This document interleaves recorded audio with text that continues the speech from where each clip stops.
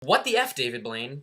David Blaine ended his 60 hours of hanging upside down in Central Park by performing his dive of death live on TV and in front of large crowds. Now, right off the bat, one of the main problems I noticed was that he didn't dive. He also didn't die, but I think that's a good thing, so we'll just go with the diving part. Instead, he sort of just hopped off of the top of the structure he was hanging from, and then he floated down to the ground because all of a sudden a string was pulling him up, and he kind of hovered there for a few seconds, and he was just like, and he was just like awkwardly like looking around and stuff. It was really awkward to watch because I had no idea what I was like watching. I didn't know what was supposed to happen. And then all of a sudden he just gets lifted up further and further and further, and then he's gone. He just vanishes right into the night sky and no one knows where he went.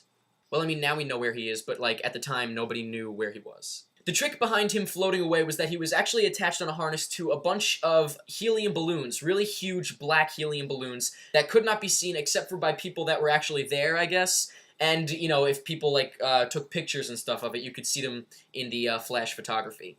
But other than that, like on TV and stuff, you could not see it at all, and it really did just look like he vanished. What was supposed to happen was he was supposed to jump off of the structure, go about 5 feet, and then swoop off into the night. Like with the balloons. That's what was supposed to happen. The wind was supposed to take him. But because George Bush's speech pushed off his program about 15 minutes, the wind had died down, and it didn't allow him to do what he had planned to do. Which is why it looked so awkward when we watched it, and why he was like, because he was supposed to be the hell out of there, and he wasn't. Now, people are complaining a lot about it because they think it was a waste of time, and even though this might have been a waste of time, you guys have to think about the fact of what the original trick was supposed to be. How cool would it have been if he jumped off 5 feet down and just swooped the hell out of there? That would have been so awesome! And it didn't work out. I mean, not every single trick works out, I guess. This is a perfect example, but just take into consideration the fact that they did have a really awesome trick planned, and it just didn't work out.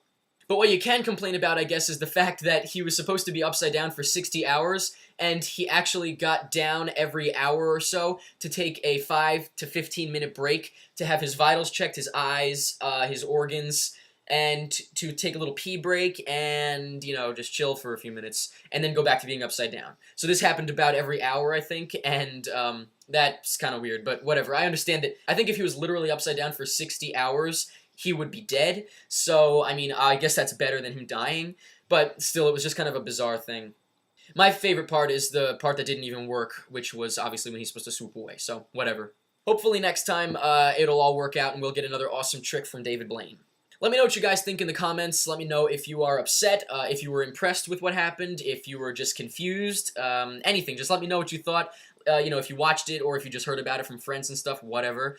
And let me know what you think about the fact that he came down every hour or so to take a little break. That's probably the thing that people are complaining about the most, so let me know. And that's pretty much it, so I will see you guys next time.